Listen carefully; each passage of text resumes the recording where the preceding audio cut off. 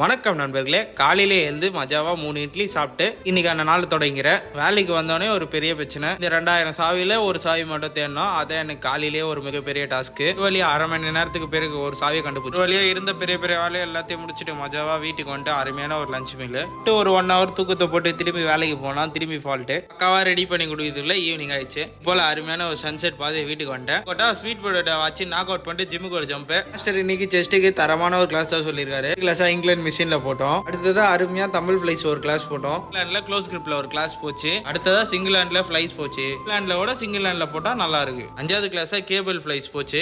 இந்த கிளாஸ்ல போடும்போது மைண்ட் மசில் கனெக்ட் பண்ணி பொறுமையா போட்டா பக்கா வந்தது. அதை முடிச்சுட்டு புல் ஓவர் போட்டு கிளாஸை முடிச்சுக்கிட்டேன். வாத்தியார் என்ட்ரி கொடுத்தாரு.